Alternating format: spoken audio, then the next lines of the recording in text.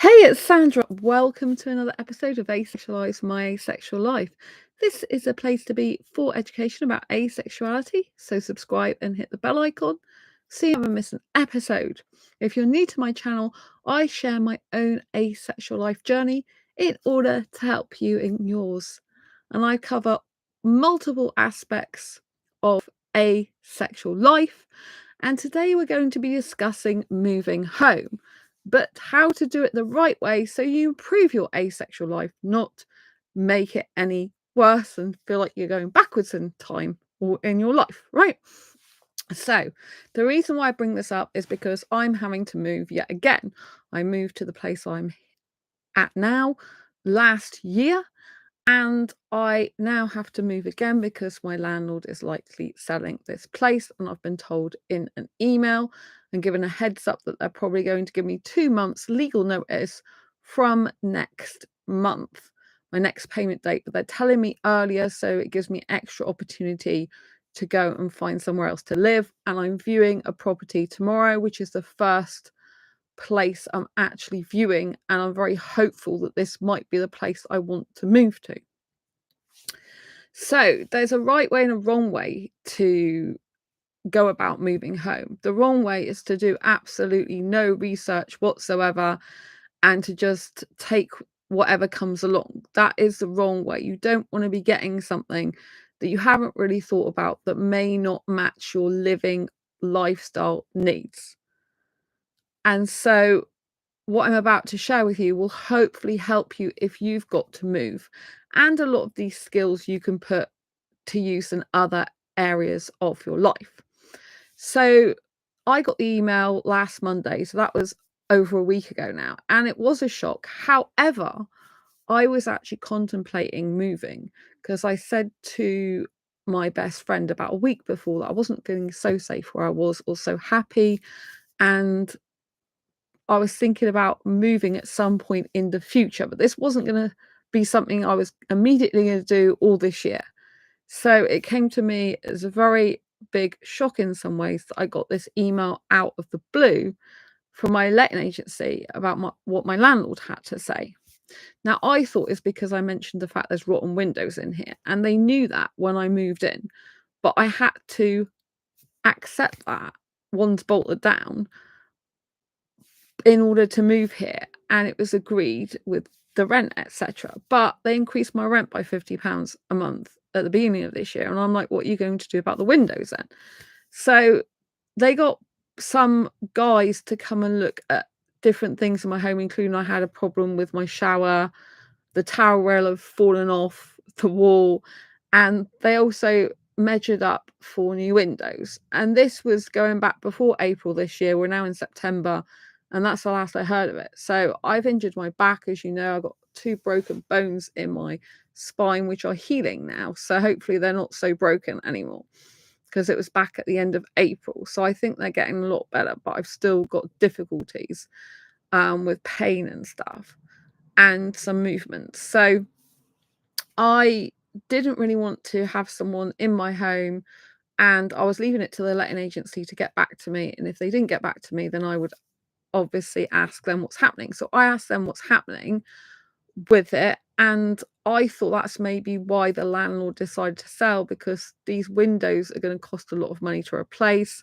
They're in a listed building, and I know he doesn't really want to spend much money on it, but the letting agency woman told me that it's because he's thinking about future planning, basically future financial planning was the reason they gave for him thinking about selling. But it's weird because they haven't officially given me notice yet till next month, but the landlord apparently wanted to give me a heads up that that's what's likely to happen, basically.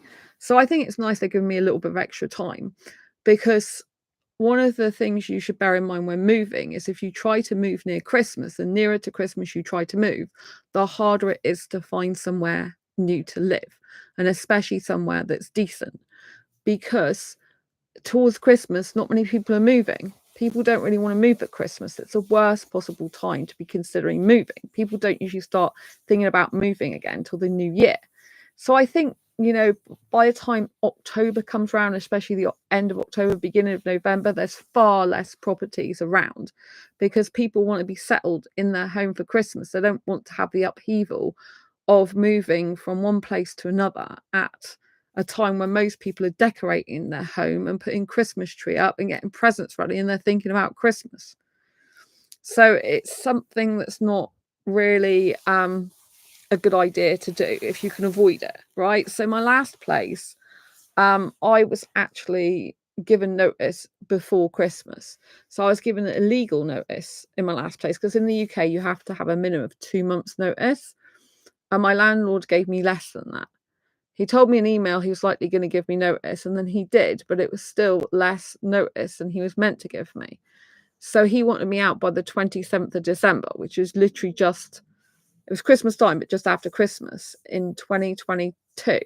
But because he gave me illegal notice and I got a council caseworker involved in the UK because I was going to be made homeless, she told him in an email via my email that you can't do that. You have to give a legal notice. So if you are in the UK and you, sorry about the motorbike, if you're in the UK and you are having a lot of problems where your landlord is just giving you illegal notice because they have to issue you with a Section 21. If they've not done that and they're just giving you less than 2 months notice, they're not legally allowed to do that. So you can call your local council up, you know, and say you're going to be made homeless and this is your situation, and then talk to someone there to get a caseworker, and then get a caseworker who can help you. A caseworker helps you with budgeting for a new place. They also help you with, like, make sure you're legally going to be okay, you know, that your landlord's giving you legal advice. They can also advise other things, like if, say, that you hadn't found a property within 2 months, tenants do have some rights where you can still stay in the property, but the landlord would then have to go through court to get an official warrant to kick you out, basically. So that's not what you want, but that's an extra option in case things don't go right and you can't find a place within 2 months. And so one of the other things to bear in mind is that in the UK, it's a long-standing opinion that a council can help you get a home. That if you're going to be made homeless, they'll find a home for you just like that. This is a really bad thing to think. This is what I was told last time before I moved. Don't worry, the council will sort you out. Not to worry. They can't see someone on the streets. And actually, that's not entirely true. They've got an obligation to try to help you, but they haven't got an obligation to actually solve your housing problem for you. So in my case, when I spoke to them, they said, because I wanted a one-bedroom flat, they said there is 3,000 people looking for a one-bedroom flat in Exeter on their list. And there's less than 10 properties at one time, council properties going. And this was really bad. You know, this is no good. And so I went on Devon Home Choice is what you have to sign up to, but it goes on a point system. And only if you're like life being threatened and you're about to basically, or you are on the streets, do you get the highest priority.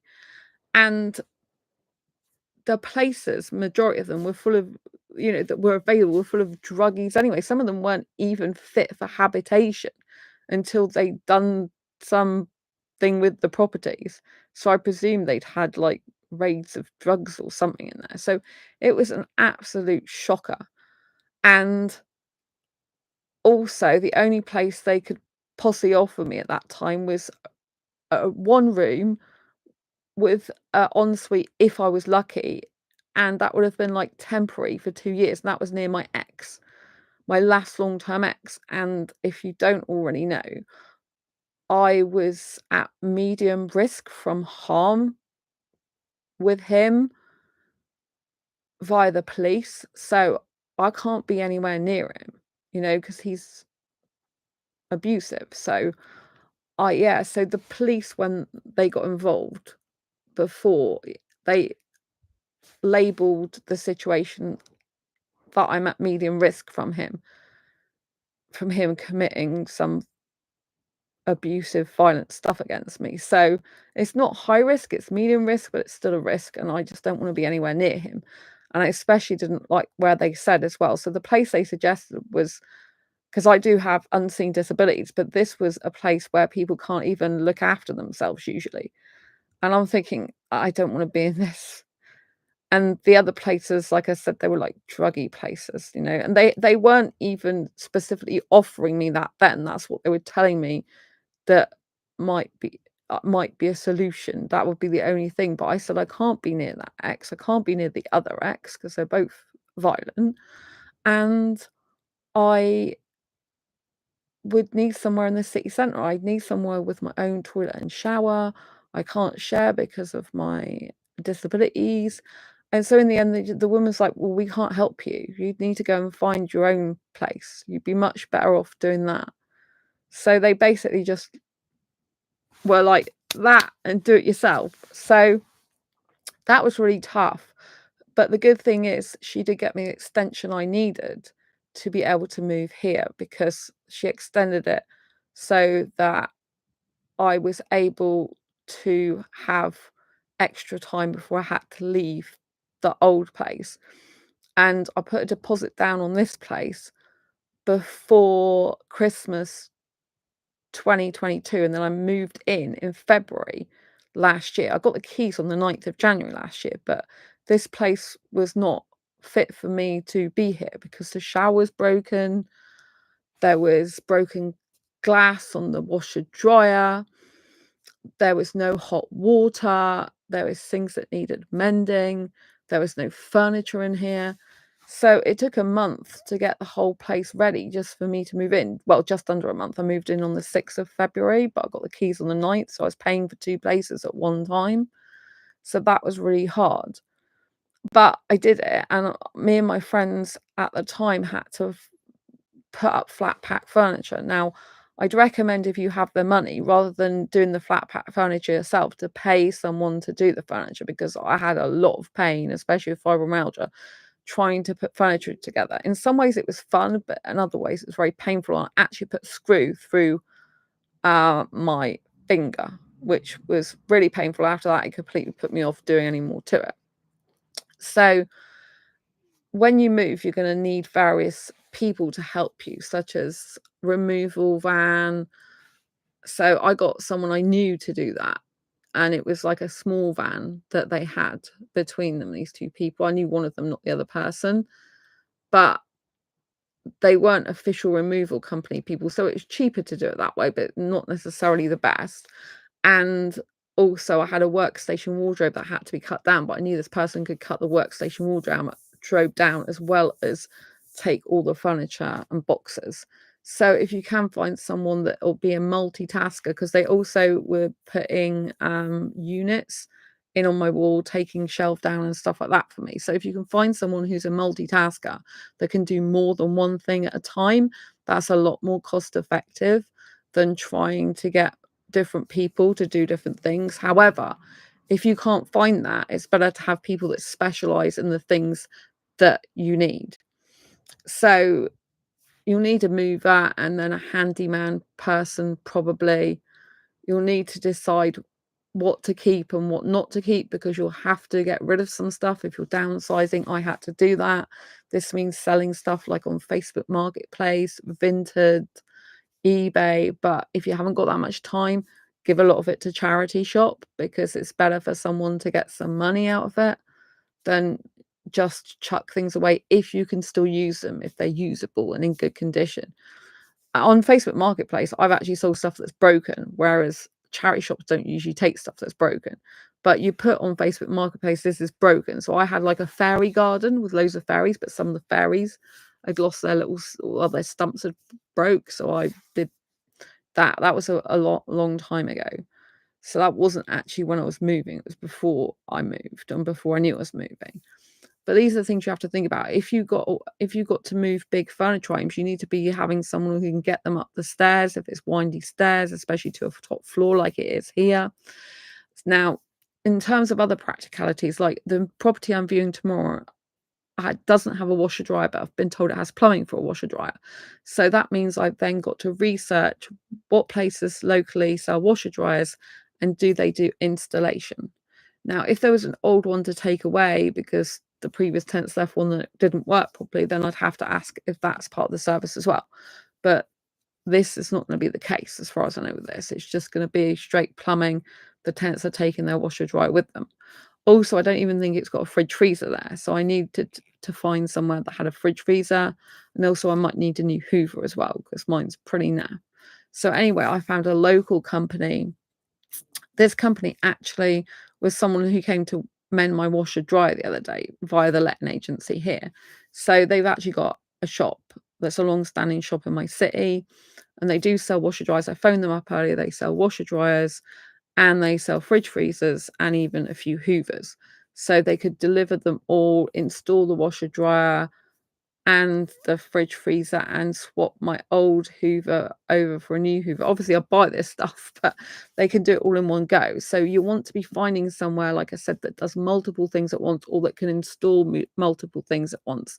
This saves you a lot of time searching around multiple places.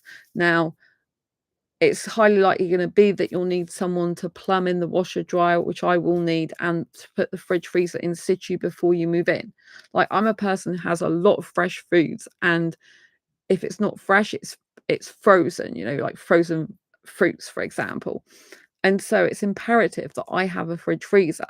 Now, the awkward thing there is I'm not sure if there's actually room in the kitchen for the fridge freezer. So it might have to go in like a spare room or something, which is not ideal at all. That's not really what I want to be doing.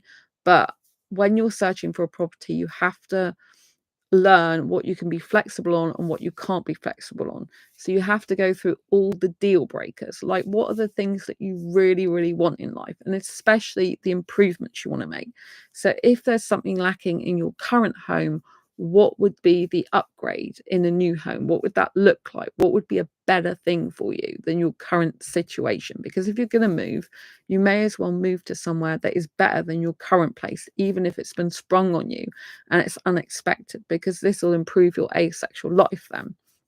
So for me, I want somewhere with double glazing, because here has not got double glazing at all. It's got listed building windows. You can't put any double glazing in here, so it means that it's really quite cold in winter. Also, there's a radiator at the top of the stairs that faces down the stairs rather than into the bedroom. So that's another thing that I don't think is well built here. There's mold on the windows, and I want somewhere ideally that's got no mold in it. That can be quite hard with condensation problems in places these days. So I want somewhere where the radiators actually make sense where they are. I want double glazing, which would keep the heat in a lot more anyway. I ideally want something purpose-built, not something that's just converted, because here it's converted into flats and the walls are paper thin, so people can probably hear me doing my YouTube show like this, which is not good for them. It's not good for me, but I have to do this show. It's my like joy in business at the same time, if you know what I mean. So it's what I do to educate you, you know what I mean? So I want somewhere that's a lot more soundproof, that's purpose built. If it's purpose built, it's usually going to be more soundproof than somewhere that's converted. So I ideally want somewhere that's purpose built, so it's better soundproofing, somewhere that's warmer, somewhere that's got central heating, somewhere that's also got double glazing. And I want it to be near shops. I want it to be in the city centre, because I do have disabilities, and sometimes I get exhausted and don't want to walk very far at all, if at all. And so if I've got shops just on my doorstep or up the road, then I can pretty much drag myself out to go and get something. So this is really important to me. As I don't drive, and it's important whether you drive or not, I need somewhere in the city centre. Like, you can get buses to certain places, but it restricts you on the times you've got to get back. There can be traffic jams, there can be accidents on the road, there can be lateness. I don't like to rely on public transport in that way. I'm happy to use trains from my city of Exeter to go out to other places, but I do not want to be using buses around where I live, and that can get really costly. So I don't want that hassle. I just like to be able to walk up the high street and be able to go to the shops where I need to get food, the supermarket where I need to get food, go to the cinema, go to clubs, have everything on my doorstep. This is very important to me. I can't live out on the outskirts of Exeter. It needs to be in the city centre. I can't be walking too far away from the city centre because it's just exhausting for me a lot of the time, and I'll feel cut off and isolated if there's not shops around me. So you've got to do what's right for you. But if you're not a driver, then there's not going to be very much advantage unless you love walking miles and miles to going out on the outskirts of your city or town or wherever you live. And think about the location. Are you happy actually in the location that you are, or do you wish to move to a different location? I'm still staying in Exeter. I still like Exeter as my very favorite place to live, even though I've lived here for years. So make sure you get a location that you want. If you're used to where you are, that's great, but obviously you might want to go to a different area of that city. Like I'll be moving to a bit of a different area. It comes under a different kind of district in my city. So I say I'm going to be moving to that, as providing I actually go for the property tomorrow. I keep talking like I'm actually going to be getting it anyway, even though I haven't looked at it yet. Which brings me on to my next point. So when you're looking to move, it's important that you try to do as much research about the property that you're potentially moving to and the area as possible. So you need to be trying to look at what the description is online. The property I'm looking at tomorrow has not even been advertised online. So I can't actually do that, right? So what have I been doing? So I've been doing the next best thing, which is looking at other properties in this block of flats that have been rented previously in the same. It's basically a block of flats. I got told it's like 35 flats, which is a lot. And so the flats themselves are very similar, but there can be 1 bedroom or 2 bedroom. Now the one I'm viewing tomorrow is a 2 bedroom because I don't have any people leaving 1 bedrooms. I only have 2 coming. They said they've got 2 coming on the market, and one of them I've actually got an appointment to see tomorrow. I don't know what the other one's like, but if I like the one tomorrow, I might very well take it, because it does have double glazing, does have central heating as far as I know. It is next to the shops. It's in the city centre. It's purpose built as well, so it's got a lot of the things I need. It has got its own shower and toilet. It's self-contained. Self-contained another thing. I don't like sharing. It's not appropriate really with my disabilities to be sharing with people. So it's got all the different rooms that I need. Kitchen. It's got a bathroom. Actually, this flat, as far as I know, is going to have a bath with a shower over it, which is something I haven't had for years. I haven't had a bath for years. It's always been shower. So that'll be really strange for me to have that.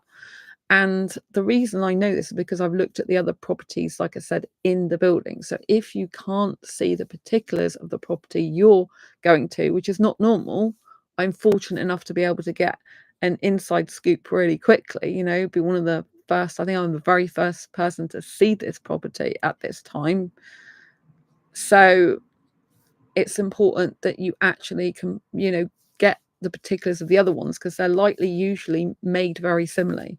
When they built it, they build them very similarly with similar decor and things like that. So you can see patterns, so you can get a feel for what it looks like. Now, I think I mentioned that there's no space. There might not be any space for a fridge freezer in the kitchen, which can be annoying.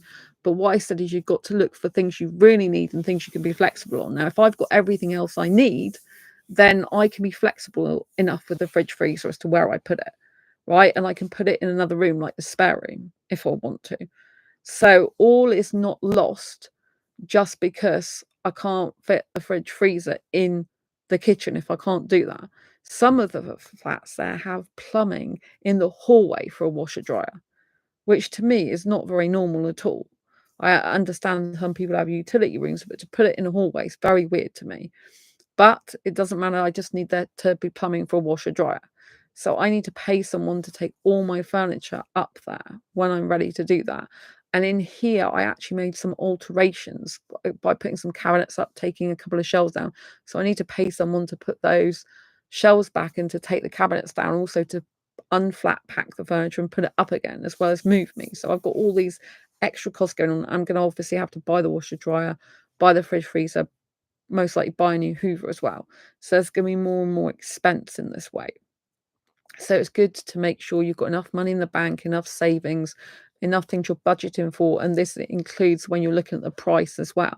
Like, what is the price for council tax? What is the price for rent? What's the price for electricity? There will be electricity and gas. I've only got electricity here, so that'll be an additional cost. What's the price for water? What's the price for heating usually? Heating obviously is gas and electricity there. I don't know what company they are with as well. I'm with Octopus, so if they're with the same company, then it's usually easy to swap over. If it's not, then you've got to tell the company. If you need a new smart meter put in the other one, which I might do because I've got a smart meter here, then that I'll have to rearrange. You've got to arrange some person to do your Wi-Fi, so I might not have Wi-Fi for 1 or 2 weeks, which will be really annoying as well. And the tenants are still in there at the moment, so because the tenants are still in there, I don't know when they're leaving. So there'll be a crossover between this place and the next place because I won't be able to move in there immediately. So I want to now go through with you some of the things you'll have to be asking. So you'll have to be asking like the tenants that are already there, like about the area. Is it safe? They might not say that much when the letting agency's there. You need to ask the letting agency, can you put pictures on the wall? Can what is the situation with putting your own furniture up, like shelves or cupboards? Putting, like I said, hanging pictures on the walls. What is the situation with the windows? Have they got curtains already? Do you need to provide your own? Is there a rail there, or would you have to pay someone to put a rail in if you wanted your own curtains up there? And then you obviously have to find out what council tax band it is in the UK. And because the one tomorrow I'm seeing is a 2-bedroom, that increases the council tax payments I would need to make. So water rates are important as well here because it's an old system. It's just one lot of money I pay per month, the same amount every month for water. It's not variable, but usually you'd be on a water meter, which is variable. And I have a lot of water use because I go in the shower a lot. So that'll probably be an extra cost. So you've got to think of all these utility bills and ask the letting agency and the previous tenants that are currently still there, ask them how much roughly they pay. Say, I hope you don't mind me asking, like, how much roughly is electricity and gas here? Like, how much is the water rates and stuff like that? So usually most tenants are fine because they're going to move out anyway, and they might not share these personal details with loads of people, but as they know that you're going to be moving, then it's something they might share to be helpful.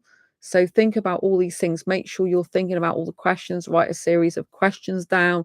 If you need to take some measurements, then you have to say, do you mind if I take some measurements? So I've got to get a washer dryer or a fridge freezer, sorry, most likely for this place if I get it tomorrow. I've already phoned the company up to say about the washer dryer, can you plumb it in, etc. They said, yeah, but you'll need to take the measurements of the fridge, because I said about the fridge freezer as well, you'll need to take the measurements if you can, because if it's got to go in a small space, they're different sizes. So I need to do all that just to make sure they can get something, etc. So this is really important to know. And you need to find out the safety, the noise of the place, waste disposal. Now I know it's got a waste problem, a health and safety waste problem, because I saw these massive, like, skip size recycling bins out there, and 3 of them were full, and it looked like stuff was shoved on top of it. Food was on the floor, and a seagull was eating it. So that is a really not a good thing that's putting me off. But you've got to weigh up the pros and cons when you're going to any home. Right, in my city of Exeter, it's mostly student accommodation. It's very difficult to get a 1-bedroom flat. So you've got to bear in mind that if you're up against a deadline for moving, you have to make sure you've got your absolute essentials where you need to move, and then other things you can be more flexible and accommodating over. And if you get better results or better things moving to your new home than you've currently got, you're still onto a winning streak. So for me so far, there's one downside, which is the rubbish situation, which I noticed when I walked there the other day before I'm actually going to view it. Because if you can go to the area and you can go to near where the place is that you're possibly moving to beforehand, you can have a look at the area and examine it before the letting agency let you see it. Because obviously the letting agency, a lot of them want to tell you the best bits of that situation in order to let it out. Although in my city, I don't think they really need to do that so much, because they've got so many viewings usually for every property, they're just booked up. So usually they can let something really easily, very quickly, the majority of the time, because there isn't that many one-bedroom flats. It's usually always a student accommodation. The majority of it is. At the moment, there's like 3, possibly 4 flats, one-bedroom flats that are in a decent price range that aren't over £1,000, for example. They're under 800. In my city, at any one time, maximum of about 4. The rest are just student accommodation, which is a room with an ensuite, if you're lucky, shared house, right? So that's not suitable for me. So in my city, it's very, very difficult to find actually residential accommodation. So you have to bear in mind that whenever you're looking for something, you're up against the time scale of how quickly you've got to find somewhere after you've been given notice.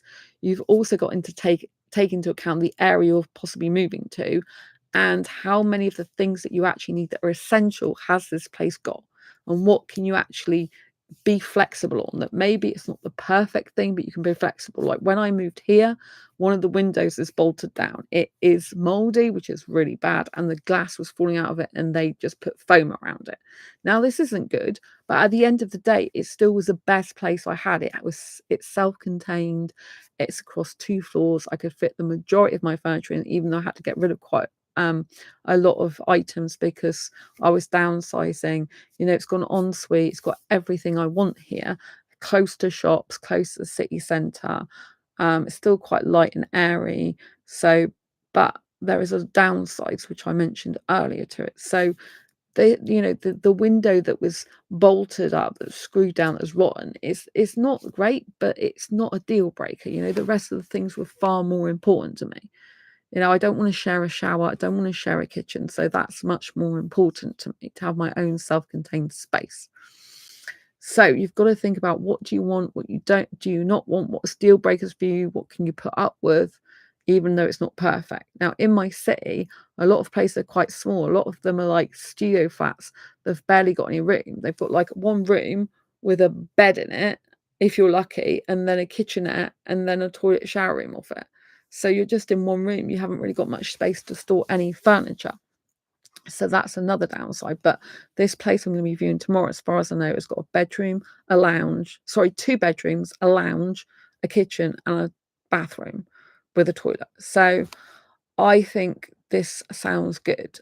And so I've got to obviously wait till I see what it looks like. But when you actually look at the particulars, if you've got the particulars in that, I mean, the description, the picture, everything, you've got to actually look at the photographs as much as possible and decide like where you think your furniture would fit in there. So you have to kind of imagine where your furniture would fit. Is it going to be big enough? Can you fit the stuff in there? Are you going to be able to get rid of some of your furniture if it won't fit in and get new stuff, or just downsize and get rid of it? Are you prepared to do that? Even if you just like, I only bought this furniture last year and I think I won't need to get rid of anything because I'm trying to find a place that will fit it all. I might need more furniture if I get the 2-bedroom place tomorrow.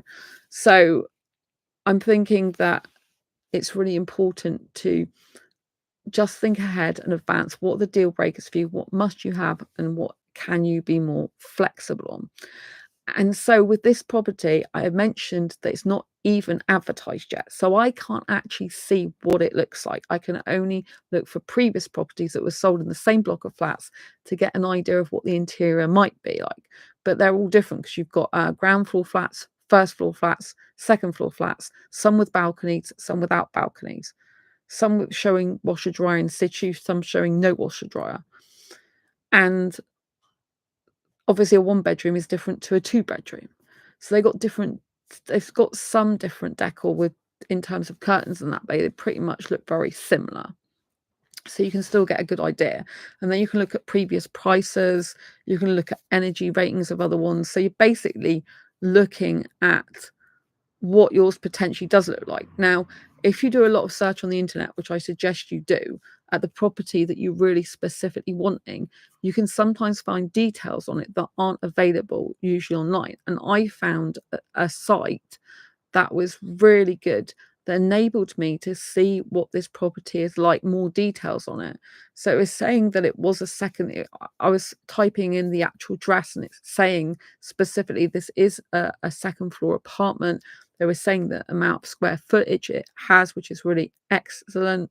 And they were also saying about a number of things to do with noise and safety and security, crime rate I found out in the area, different types of crimes, and what the highest crime was, being burglary around there. And so this is good. You can look at your crime rates on your local police website to see what the crime rates are in that area as well. You're not going to get necessary specifics about that road or street, but you'll get the area in general. And you need to look at the date of that as well and see whether it's the trajectory is going up in crime or going down, this type of thing. So it's very important that you're looking at all this stuff. Now, other things you can do is you can go on Quora, Quora. This is a site that's got tons of forums. And if you type in like Quora and then the city you're looking for, an accommodation or something like that, then it will come up with any conversations people have had around the city or town that you're looking for. And you might be able to find something about the area you're looking to move into. And another thing is Reddit. So I just Google, like, looking for a certain street. If I can't find the street, then I'll try and find the area or nearest thing to it to look at that. In this particular case, there's student accommodation right next to the building. It's like attached to it. So I was trying to look for any student reviews of what it's like to live there, because they're living bang next to it. And there was some good reviews. One of them said it's a really friendly neighborhood, because I do know that there's a road very near to it that is a main road that has had crime. It's had knife crime there, drug crime and stuff like this. So, and there was a knife crime that happened earlier this year near to that, but it's not actually in that street, but it's still a bit worrying. So that is a little bit concerning for me. But when I read the student reviews, they said it's a friendly neighborhood, and I haven't found any crime on that specific street that I'm looking at tomorrow. And it is a cul-de-sac, so it's off the main road, which is another thing that I wanted, because here I'm on a main road and there's a lot of noise at night. There's a lot of traffic in the day, but a lot of noise from people shouting and swearing when coming back drunk and stuff like that. So, and especially as it's not well soundproof.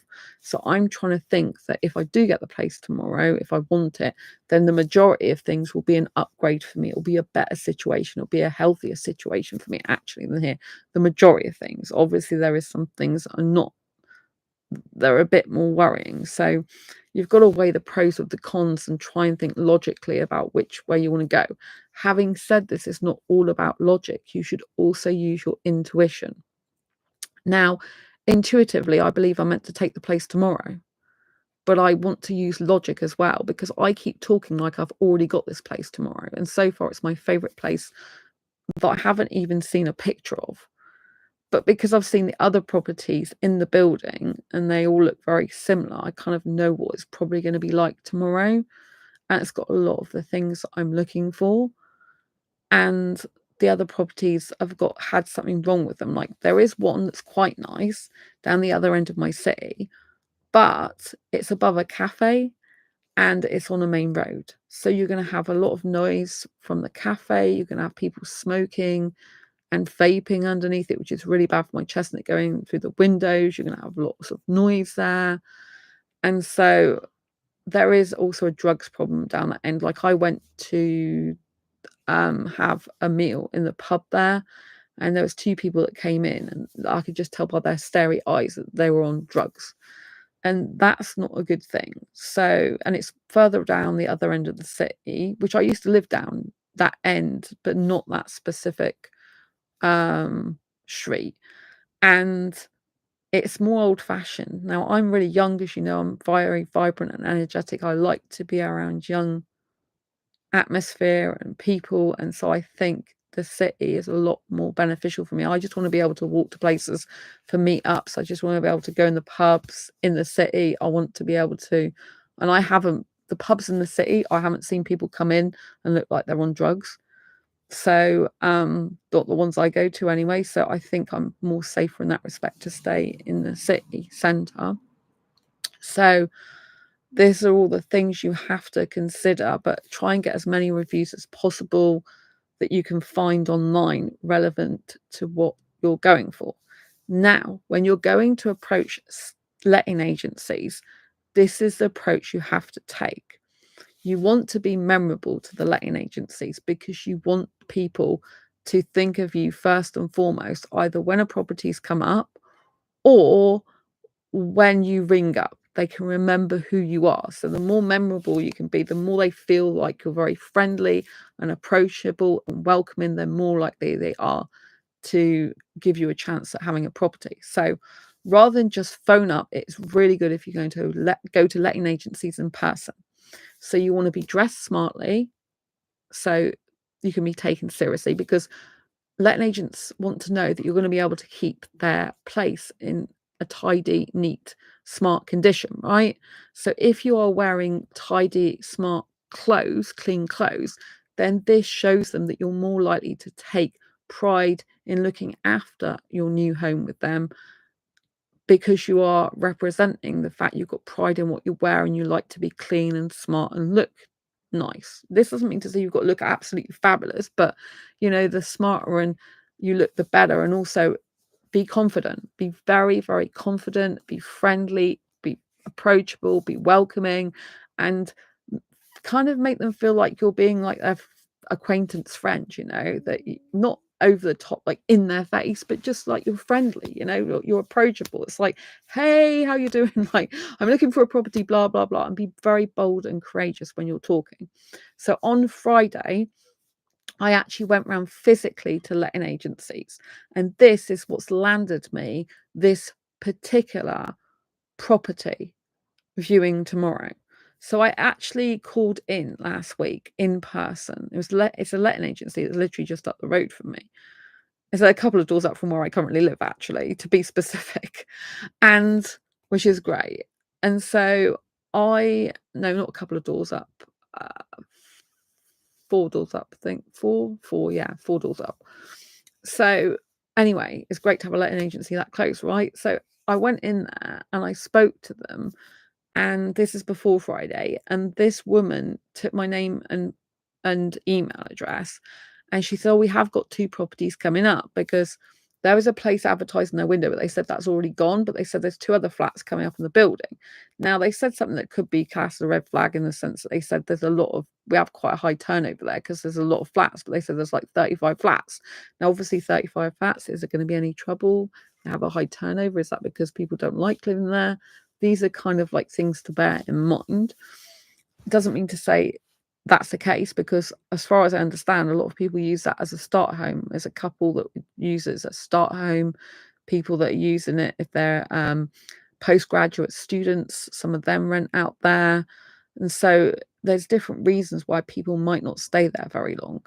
And some of it is a bit dated inside, they said, and they did say it can be noisy, even though they were honest with me about that, because it is next to student accommodation. So there could be a number of reasons why people don't stay there, not necessarily bad reasons. So bear all this in mind, try and find out as much information as possible. So I went round to as many letters agencies as possible, but the first one I went to on Friday, after I'd been in a few days before. So a few days before, they took my name, address, and email and said there's 2 properties likely coming up in that building, and they haven't been advertised yet. But they were suggesting they'll be coming out like the following week, probably. And so they're saying they're coming up, but they haven't. I think they hadn't actually given official notice yet. They just told them that they're likely to be moving. So anyway, I went back in there on Friday, but the woman wasn't there that I spoke to before. So I spoke to this guy. I happened to see him a lot when I'm walking past, but he didn't say he sees me. But I did say I live just up the road. Anyway, he was really friendly, foreign actually, young looking, very good looking actually. But we won't go into that. And not young, but young looking enough. Anyway, so he was really good, because I told him that my situation, and he said, "Oh, we have got 2 coming up, and one of them I might be able to get you a viewing for, and next week, and he just like said, "Oh, next Tuesday at 2:30," and I'm like, "Yeah." So he said, "I'll provisionally book it in." He said, "Because the tenants have got to let us allow other people to view the property." He said, "But they do work, and we have to give them notice." So he he said he'd get back to me and confirm it by email because he prefers to use email than phone. So I said, fair enough. He contacted me on Sunday. I'm thinking this guy is so hardworking. He contacted me on Sunday when the actual letting agency is closed, and so I've just had an email from the tenants. They can uh, view the property, but you can view the property, but can you do it on Wednesday at 3 o'clock instead because they're working night shift and Tuesday isn't suitable? I said, yeah, that's fine. And then Monday he went confirmed it again because I told him that that's fine. And so we had to tell the tenants again, and they confirmed it, the next day again. So this is really good. But he said it's not advertised yet. It's not on their website. Luckily, they told me. So pay attention to whatever a letting agency tells you. This letting agency told me they're not very good at keeping their windows up to date with new properties, and they're not very good at putting them on the website. Now, that's to your advantage. You could say, well, that's a bit shoddy, isn't it, in terms of like, oh, unprofessionalism. But when you think of the quickness that flats are going in my city, 1-bedroom flats, they don't really need to do that. If they get people coming in saying, oh, I'm looking for a flat, it'll just go like this. Most of them, you have to see it, put a deposit down, that's it. Because if you don't, it's the first one to put a deposit down usually. That's it. You don't have time to think about it much. That's why you have to do all the thinking beforehand. So this is why I'm saying it's best to go about it this way. This is the best way to do it, especially if you live in a city that hasn't got much of the type of accommodation you're looking for. If you're somewhere like London that's got hundreds of flats, then fair enough. But even London's getting a lot of bed city areas and house shares these days, right? So make sure you're doing this the right way. So you might think it's shoddy, but I don't, because I know the turnover is so quick. The quickness of getting flats these days is just like that. And so it's actually to my benefit. So when you see kind of like loopholes, if you like, in a system of someone working, it can actually be to your advantage. I've actually got management jobs in the past years ago because of the way they did or didn't advertise it. And I was able to get in there because they needed someone quickly. So it can be to your advantage if they're a little bit like disorganized, maybe you could say in that way. But you could say it's disorganized, or you could just say they're such good letting agents that they're so busy just letting them out and doing their job properly and quickly that that that they're just selling them really well, not selling them, letting. They do selling of properties there as well. They're just letting them so quickly. So it's very important to look at loopholes like that. So if there's a property that hasn't been advertised yet, which is the case, what do you think is going to happen tomorrow? If this property hasn't been advertised, I think I'm the first one to view it. I get first dibs at it. I get to say, oh yeah, I want it. Deposit down, done, job done. Instead of them having full bookings for the whole day and them then deciding which one's the best out of all of them, or which one do they want to go with, or who can give them the money the quickest. Right? So it's very important that you try and find some sort of loophole where you get into the property very quickly. So when you're looking for property, you need to make property searching your full-time job pretty much. You need to spend hours and hours of researching multiple letting agencies to find out what properties they've got. Zoopla, if you live in the UK, Zoopla, Rightmove, and On the Market are 3 top websites to look at. They've got most of the properties, but also there's some properties that are on individual letting agency sites that are not actually on those 3 main sites. And this is very important, where you have to keep changing the filters as well to take stuff out you don't want and put other stuff you do want in there. And you just have to keep looking, and you have to keep typing different search things in to get as many properties as possible. Now, I was given a list about some other places. So I was told that because of my price range is lower than some in my area, then there's some other places online that you can look. So if you want to rent from a private landlord rather than going through a letting agency, they suggested a place called Open Rent, Spare Room, and Gumtree, and Facebook Marketplace. But I actually looked at Facebook Marketplace last year before I moved here, and it was a nightmare. It said like 1-bedroom flat to rent, looked really good. And when I looked into the details more, it was an Airbnb and the guy lived abroad. and it was just looking after his home while he was abroad. And then when he comes back, you have to go out because it wasn't a proper rental thing. So this has major implications for council tax and everything if they're using it as an Airbnb rather than an actual home, because Airbnb's not got the same terms and conditions as an actual letting property. So you have to be aware of that. So I couldn't go for that. So beware, excuse me, on Facebook Marketplace that there isn't always the properties that they seem to be on there. So when they say flat, it's not necessarily a flat. So anyway, if we go back to listening about letting agencies again, you want to be smart, presentable, welcoming, friendly, and you want to go around the letting agencies in person. Now, just because they've taken your name, address, well, not address, name, phone number, and email, doesn't mean anything, right? You have to chase them. Do not think for 1 minute, just because you've given your name, email, and phone number, that they are going to chase you or going to phone you up when a property is available if they've got so many people wanting a property. Like in my city, it is flooded with people needing 1-bedroom flats because they're really hard to come by. So they're not going to sit there going, oh, look, a person came in, but I've got 20 people that are already asking for a viewing in this place, but this person came in yesterday or they came in a week ago.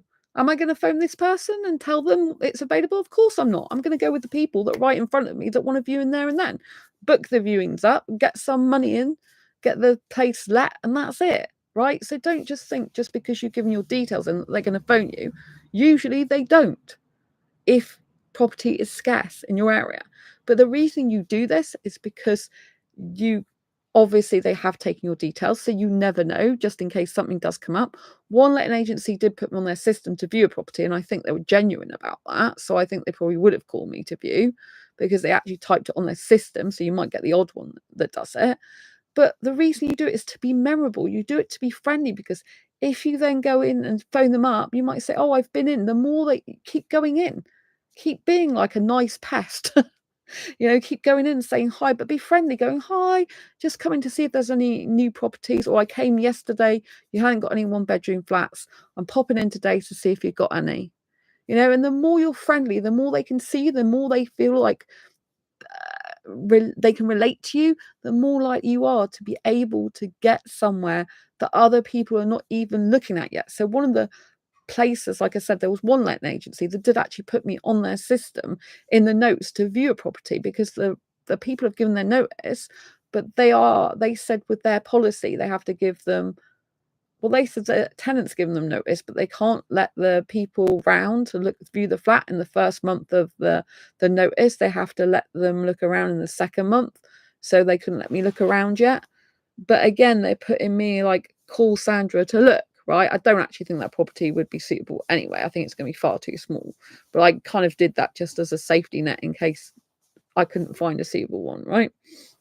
So that's with them. But the place that I'm viewing tomorrow, they haven't got any people, as far as I know, other people at that point viewing it, because it wasn't even advertised. And so it's because I chased it up, because the woman in this letting agency up the road, she told me, oh, we got 2 coming up. Then I went back in and spoke to the guy, and he's like, and I said, oh yeah, I'm really interested in one of the 2 that's coming up.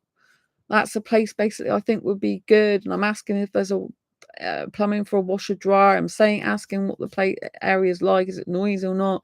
I'm talking about it. And so the guy's just like, oh, let's get it done. Let's book you in. And so by seeing properties early on and being the first one to see them, you're getting the first opportunity of refusing that basically, of saying, oh no, it's not suitable for me. This puts you in a much more better position than all the other people that are just on an emailing list, and they're just literally saying, oh right, we've got to take the first 20 for viewings for the day off this email list. First come, first served on the email, right? It's so much better. You get more individual attention as well if it's not actually a lineup of people, because these people work. The guys had to make a special arrangement for when they can be in and when it's a suitable time for them. So this is very important. I'm being given like priority service, and this is quite rare in this day and age, but it wouldn't have happened unless I've been proactive and actually gone out there. right? And I can see that a lot of people, I can visualize a lot of people that are passive, a lot of people that are not proactive and that think things will just land on their lap.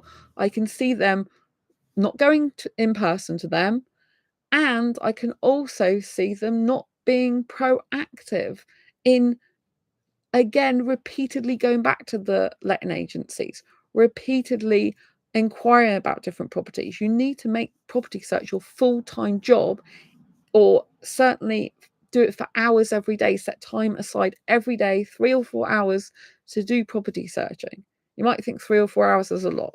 Do a couple of hours. You have to do as much property searching as possible till you've exhausted all the options that day.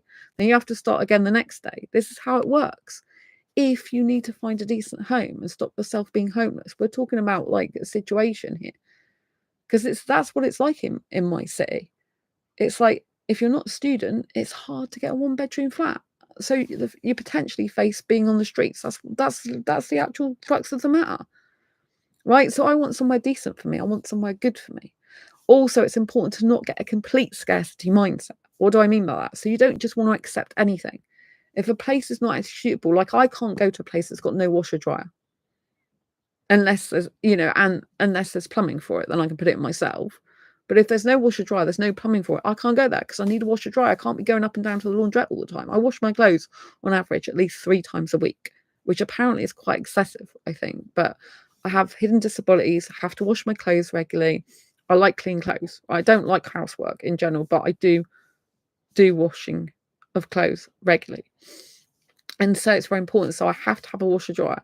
That's imperative. I need my own toilet and shower room and self-contained. That's imperative to me. And so I don't want to be leaving it till the last minute when I could end up with something I don't want. But at the same time, you've got to have a mindset that it's a more abundant mindset, thinking, okay, this property isn't right for me. There'll be something better that comes along. Because there is actually a property that I saw at the other end of the city, which I told you about, which is above a cafe on a main road. But there are health problems that I don't want there. And that place is one of the few places, or in fact the only flat I think I've seen that hasn't actually sold. I'm not sold, let, sorry. Let. And it's actually been on the market since the day I found out I had to move. And so I thought maybe it's destiny that I moved there, in terms of the fact it's quite interesting that the property came up the exact day that I was told I'd have to move. However, I've noticed a pattern with myself in my life where sometimes in relationships I've accepted some person because I thought subconsciously or consciously that I'm not going to get a better person, this guy, than I'm currently dating, seeing, or even got to a stage of relationship with. And that mindset can be very disastrous because it can end up keeping you in a situation with a guy who's not actually good for you, or person, swap it out for whatever agenda you want. So you've got to look at your patterns of behavior and in different areas of life, and make sure that you adjust to your property search to make sure you get the best property to enhance your asexual life, not take away from it. So I noticed, I thought, do not, like, that property is quite nice, but the location is not great. The fact it's near a main road is not good. It's going to be really noisy, no double glazing, and you're going to have the vaping and the smoking underneath, which is going to be bad for your lungs. I get respiratory infections like that really badly. And at my old place that I lived, there was some guys that moved in. They were smoking directly under my window, and I had to shut the windows all the time. It was an absolute frigging nightmare. So I thought, I don't want that again. So I've had to say in my mind, no, don't go there. But my mind kept going back, and I'm like, this is not what you want, Sandra. This is not going to be good for your health. It's not going to be a step up. It's going to be a step down in some ways, right? So you don't want to be doing that. That property's still there, I kind of keeping it as a reserve just in case. But it might go. But I noticed that a lot of other people have decided not to move there as well. There's obviously going to be a reason for that. But because it's above a cafe, it's going to be noisy there, basically. So you have to take all these factors into consideration. Please do not sit on your laurels. Do not think, oh, I've given them my name, address, and phone number. They'll phone me when a new property comes up. That's not how it works. You might have given them your details. Did you see them actually put it on their system? Did you see that? Or did they just take your details? Because if they haven't put it on their frigging system, they haven't got you in their system. And most letting agencies work by a system. But if you can find the rare few that don't go by a system, they'd rather get to know you in person. They'd rather you phone up and say, hey, I'm so and so, seen the property online. Please, can I view it? I want to view it as quickly as possible because I'm really keen on getting it. Looks great. Looks like what I'm looking for. Big it up. You want to be looking enthusiastic and sounding like you're really wanting the place, which is what I did before I came here. They're more likely to say, yeah, let's get you booked in for a viewing. But don't think for 1 minute if you didn't even see them put you on their system that you're actually even on their system. They could just be saying that to look good, because you don't know what their criteria is in the office, right? The office could be like, we want such and such a person to look like this, do this. We want them to have gone on the system like this. We want them to do it. And they might not put you on the system. You might think they are because they took your name, address, and phone number, but that doesn't mean jack shit, excuse my language. Just because they took your name and phone number and email on a piece of paper, that piece of paper could get lost, could be chucked in the bin when you walk out the door, could be ripped up. So you have to be proactive as much as possible. Might phone up at the time when you see a property, say, I'd like to view it. A lot of them have systems where you have to do an email inquiry and then they should send you an email back to say, but a lot of them in Exeter, my city, is just getting booked up. So they won't even reply to you if they're booked up. They just put a sign saying, we're fully booked now for viewings for this property. We can't accept anymore. And that's it. You've missed out. So always be thinking, how can I get to see a property in the quickest amount of time, ideally before anyone else, and have first dibs at it? What research can I do about that property before I even look at it, so I'm well equipped to know what I think I know about it? I can confirm that at the time. I can ask the list of questions about things that may be missing or that you don't know about in your knowledge from the property that you need to know in order to make an informed choice of decision if you want to go for it or not. Now, usually it's important to take your time making a decision, but in the situation when you've got really big, I don't know if turnover is the right word, but you've got a really big turnover of flats, basically, or you've got a really big demand for flats. You don't have that much time to make a split decision. You have to, if something feels off, then don't make that decision. If something feels really good and right and your intuition saying go for it, then go for it.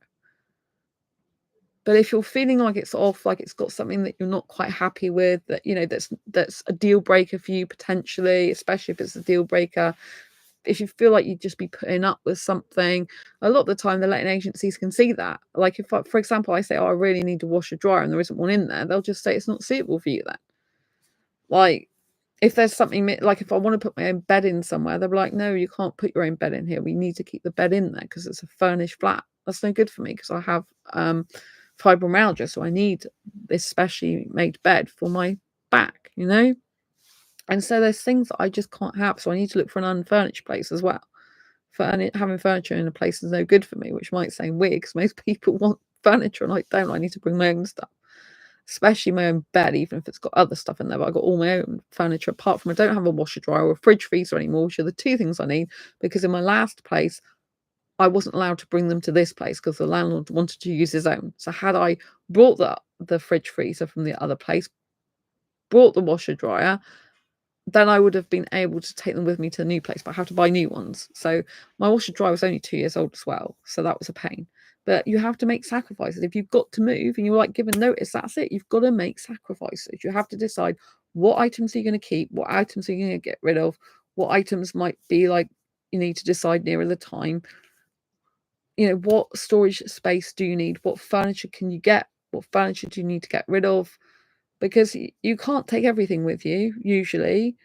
And if you do take everything with you, it might not fit in. But then some places need more furniture because it's bigger, right? So are you upsizing or you downsizing? So always look to make your life better. So I'm going to be potentially making my life better if I take the place on tomorrow because it's got a lot of the features that I need that I've not currently got at this place. Safety is the only thing that's really my concern there. But as far as I know from the reviews I've seen of the people that live next door, then the neighbourhood is friendly and they like living there.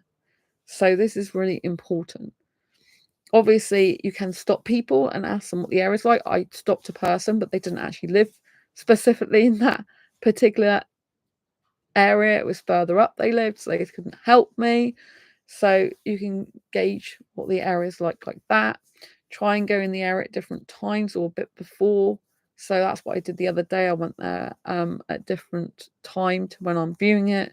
So this is important information. You can assess the area and how busy the road is and what the people are like there. Are they friendly? Are they offhand? Do they look fine? Do you know what I mean? When I say look fine, not got druggy eyes, like they're on something.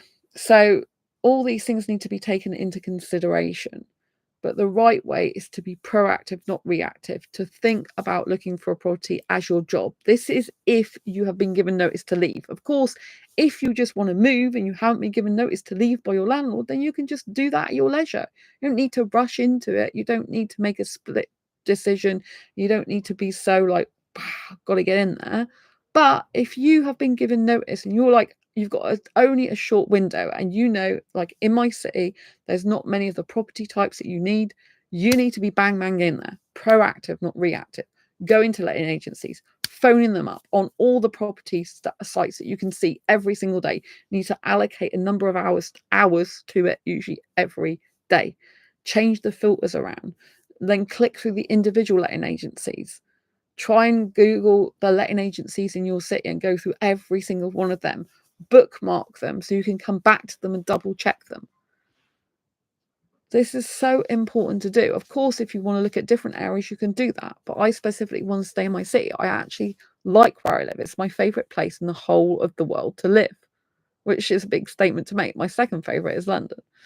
So I hope you found this video useful, helpful, insightful. Of course, I'll let you know how it goes, whether I get the place tomorrow or not.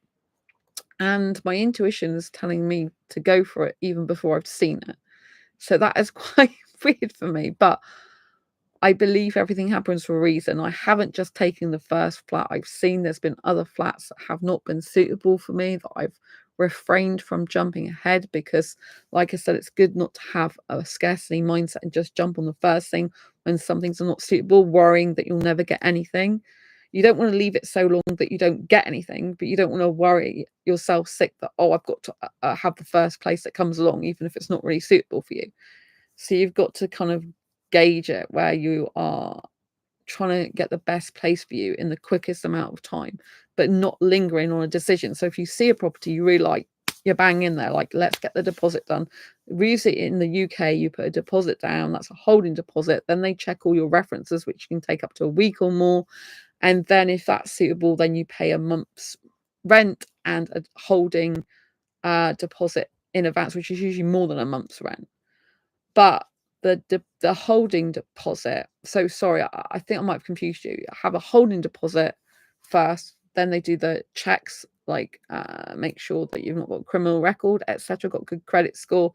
Then if all that's accepted, then you usually pay a month's rent in advance, plus you put like it's like a deposit down. It's not exactly called a holding deposit, but they do hold a deposit. So you put a deposit down that's over a month's rent, and this is in case you break anything and leave the place a mess, and they'll take it out of that money before they actually give you the rest of the money back. If they do, some landlords, some letting agencies don't do that. You're more likely to get it back through a letting agency, or the majority of it. Private landlords often don't give you your deposit back, so you can think that's pretty much goodbye, right? Which isn't a great way to think, but it's better to just treat deposit money like that. But the actual holding deposit, that's usually put to, I think, either your rent or the full over a month's deposit that they keep in case you damage the property at all at the end of the tenancy. So you need to make sure basically you've got a month's rent in advance and over a month's rent for like a holding deposit for the damages stuff. Some places require you to have 6 months rent up front if you're on benefits, for example, in the UK, or 12 months, which can be really, really tough. Because, you know, if you've lost your job, especially as a lot of people have been made redundant and stuff like that in the UK, you might be on benefits like universal credit. And it's a lot harder to get a property then, because they'd rather have people that have just got the money. But even if you're on benefits, as long as you've got savings and you can prove you've got money in your bank or a savings account, so that you can cover the costs, especially if you've got 6 months rent up front. Then it's really good to be able to do that and offer that. And so if you pay up front, they'll give you the money.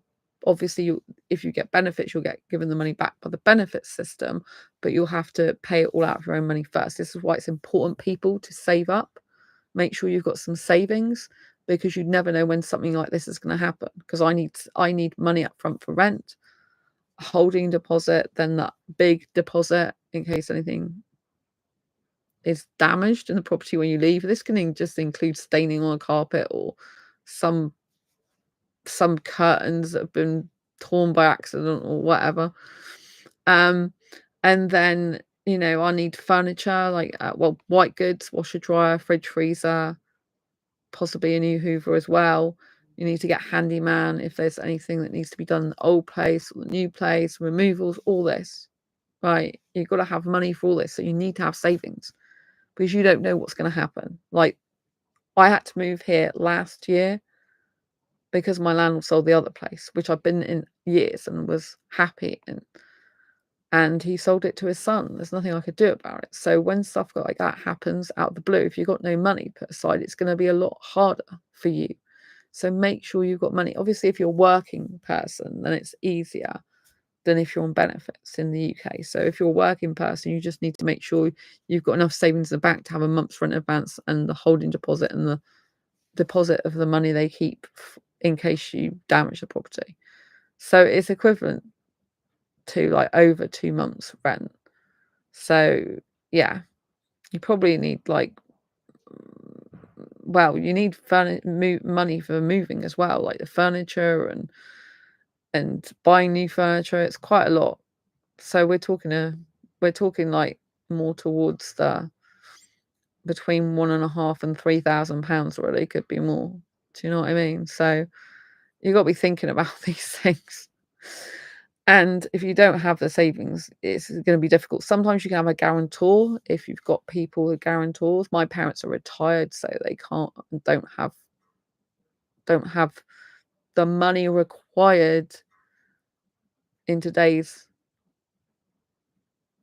in today's economy to be able to do anything like that. So I don't rely on my parents at all like that. But I just think I throw that in there for your information, because there are people who have parents who are not retired, who are still working themselves, and they can be a guarantor and maybe help towards rent and deposit and stuff like that for you. So yeah, you could even maybe work for free for someone in exchange. Well, I say free, but work as an extra job or something to get the money to pay for the place. I was going to say free in exchange for deposit money and rent up front or something. I don't know. But yes. Anyway, just make sure you try and get the best place for you, the best price for you, in the best time. You don't want to be like spending like forever looking for a place if you've got time constraints. Be proactive, not reactive. Don't think just because they take your details they're going to phone you, because they're not. They've got loads of people looking for the properties. So keep being in there, keep showing up in person, phoning up, be friendly, be approachable, be smart. Make them believe that you are the right person for them. You've got the right character traits. You're going to look after the place. You're really keen and enthusiastic to get it. And you can give them the money in their hand pretty much like that. That's what they want. Convenience. They don't want to be beating around the bush. You've got to be basically good to go. Right? You ask the questions, good to go. Make a decision. Going for it, not going for it. If you have time to think about it, you can, but it might go. So it depends where the location is and what the facilities are like as to how popular that would actually be with other people. So tomorrow, I know I'm probably the first one to see this property, since it's going to be rented this time, because it's not on that website and it's not on other places at the moment as far as I can see. And they know I'm really keen on it already. From my enthusiasm, you can tell just by talking about it now. Like, I'm the way I'm talking about it. So I keep saying, even in videos, oh, when I move there, I'll be next to students again, like I'm already living there. So that's a good sign for me. That's a very intuitive good sign. If you start saying stuff like you already live there before you've even viewed it, then this is like a natural intuition thing that you're meant to be there. Because if you're already saying it like you already live there, if you're starting to picture what you're going to do with the flat, where you're going to put your furniture, how you're going to like manage living in that area, how you're going to get to and from the property, what shops are there, what supermarkets are there. Obviously, you need to take all this into account. If you've got children, what schools are there, what nurseries are there, if you've got preschool kids. So all this type of information, you know, you need to be thinking about this. Pubs, cinema, clubs, whatever you're into, cafes, restaurants, all this type of thing, right? So you assess all this and make the best decision for you. But if you're already picturing what it'd be like to live there and you're already kind of really in the zone, that's a really good sign that you want to live there. If you're kind of thinking, oh, like there's something, you're putting distance between you, there's like a push thing, like yeah, a bit like a stop, and there's something not quite right about that, there's something I don't feel quite good about, I'm not thinking it's quite right for me, then you need to retract and think, is this really for me? Also, there's something else I haven't talked about before I go, it's really important, is your mindset. Now, if you're moving, you could be grieving, because obviously if you're moving from a place you really, really like, then you could be grieving for that place. And it could be very emotional, very difficult on your mental health, especially if you've just been dropped like that, a bombshell saying you've got to move now. So because I've moved before once, then I'm okay to do it again. I'm a lot more confident now because I'm like, you've done this before, Sandra. You know you can do it again. You have got money in the bank. Thank God you saved that up. So it's not as stressful for me. And because I've moved and because I was actually already thinking about moving, like a week before, I think it was, they suggested, well, they told me in an email, then I was already thinking about it. So I was already having the power. But yes, I have been very anxiety induced at the beginning, but I've been trying to keep my stress levels to a minimum. So I'd really encourage you to keep your stress levels to a minimum, because you can't function properly if you're highly anxiety induced and stressed. So what I'm doing is every day, usually I'm watching movies at the moment, and I feel a little bit guilty partly, but I'm like, why, Sandra? Because for me, I choose them carefully. I don't watch TV. I choose them carefully on Disney Plus. But what the movies do is I actually feel my stress levels lowering when I watch movies. I can literally feel it in my body. And this allows me to be more grounded, because it's something I enjoy watching, be more centered in myself, be more relaxed and in a state, because there's only so much you can do. So once you've done your property search and you've exhausted it for that day, you can't do anymore. So then you have to make sure that you are, and it's exhausting.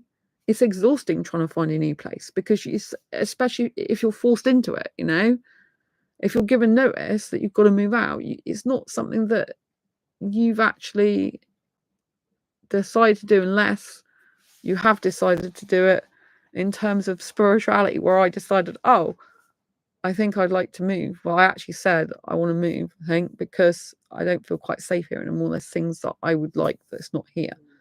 But I wasn't planning to do it yet. So God and the universe stepped in and are like, oh, you said you want to move. You're picturing moving. So I'm going to shift you now. Bang, out of the blue. I mean, you know, the odds of that happening the way it did, I'm thinking it's probably manifestation. If you believe in manifestation, what you think, believe comes true. Right, if you think about with the power of your mind, you want something a lot and you consistently focus on it, you're much more likely to get it. Doesn't always work that way if you've got distractions and stuff. But I want to talk to you about this because it's very important. So with mental health, you know, like my first place, I really loved living there. But I did get told that with here, the landlord was 80 years old last year. And if he needed to go into a home, then he might need to sell this place. Or if he died, you know, then his family might need to say it. So I was already given a heads up that it's not going to be forever. And that's why I've never felt this place is 100% my home, because I always knew it was temporary and that at any given moment this could happen. But I didn't actually think it would happen that quickly, to be honest with you. I thought it's more likely going to happen in a number of years' time. The guy's much older, more towards his 90s, probably 85, between 85 and 90 or later, because he's a captain. He used to work, I think, in the Navy. So he's going to be very robust. But yeah, so it's for his future financial planning. That's what they said. So I don't know if that means possibly a care home in the future or what. But anyway, That's really not my concern. My concern is they can be noticed. But because I've moved before, so if you've moved before, then obviously you've got evidence that you did it successfully before to know you can do it again. So always look for evidence of when you've achieved something before to know you can do it again. Understand that you can grieve, and that is fine, because if you've been in a place a long time, it was your home, and you're going to miss that. There's going to be aspects of it you're going to be missing probably. If you're not going to miss much about it, then it's going to be a blessing that you move. It's going to be an excitement. It's going to be an adventure. And even if you are going to miss your current place, you've got to think of the new place as an adventure, as a new beginning, as a new chapter in your life, as a positive change. Because if you continue thinking in negativity and turmoil and upset and pain, you continue staying in that state, you're not going to be making the best use of your next property. But you have to understand that you're okay to grieve. You're okay to feel sad. You're okay to feel angry or frustrated or upset, hurt, and in pain. It is grief. Any loss is a grief. Moving is meant to be one of the very stressful things you can do in life, like getting married, moving home, someone dying, love, all these big major changes in your life. If you're splitting up with someone, all these, like, moving is one of the most stressful things you can do. So you have to like manage your mental health as much as possible. So when I've been looking at properties, I've been looking for hours at properties and then deciding that's enough, doing writing, because I've got to finish my Asexuality book anyway, and it keeps me calm writing. It keeps me feeling calm and relaxed.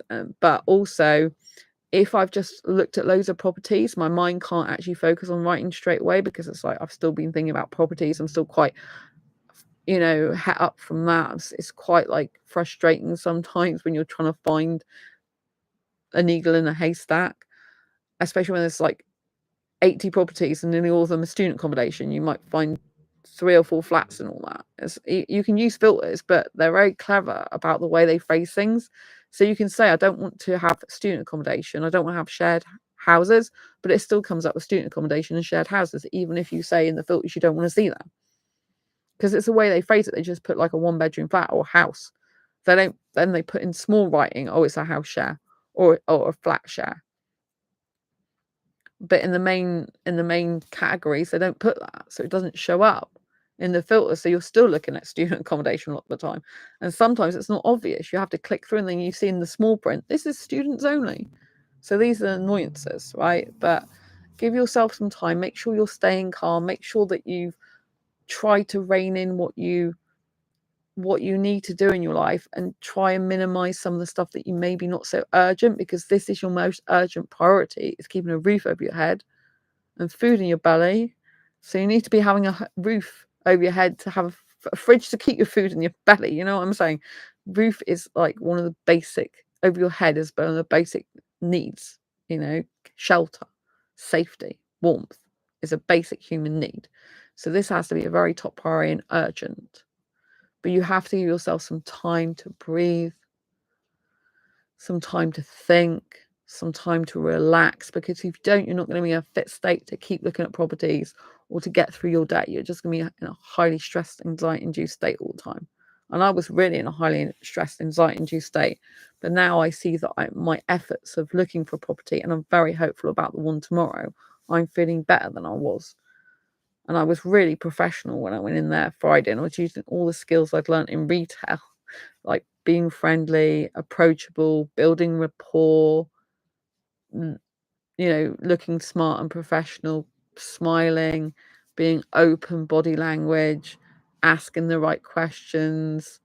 Like what 1-bedroom properties have you got at the moment? That's like an open-ended question that requires an answer, and just being your great bubbly self, if you're bubbly or whatever type of personality you've got, but you have to put yourself out there. Even if you're introverted, you need to make sure you're proactive.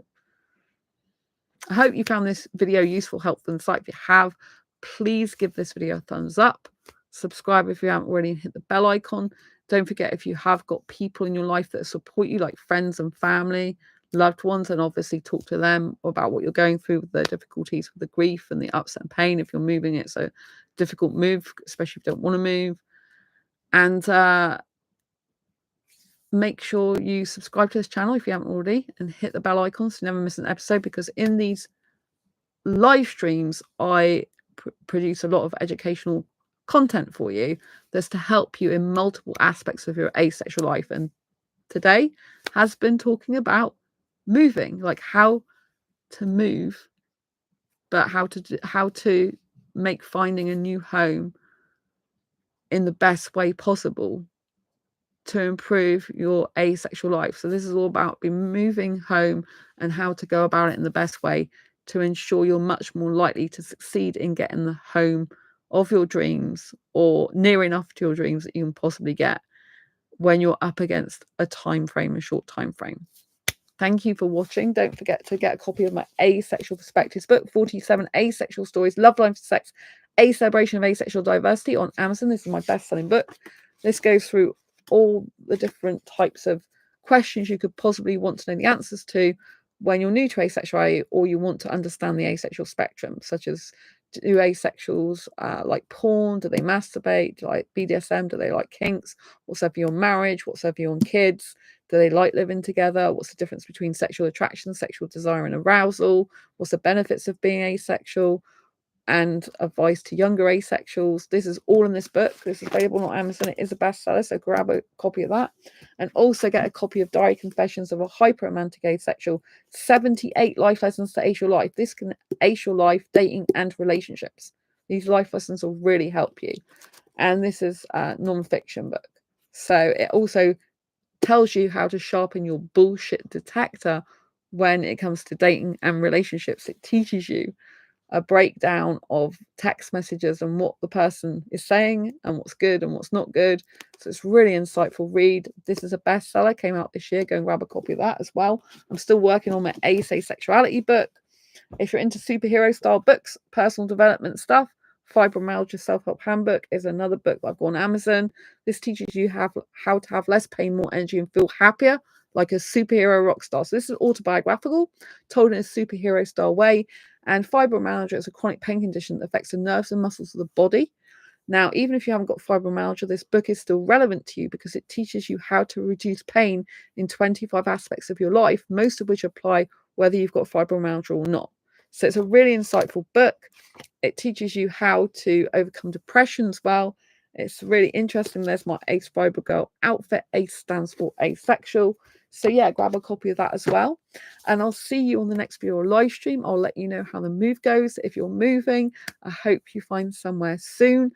If you've got any comments, queries, or questions, please leave them down below this video and I'll endeavour to respond to them as soon as possible. Give this video a thumbs up if you like it, share it with a friend, share this channel with a friend, and I'll see you soon. Stay ace. Bye. Lots of love. Thanks for being in chat.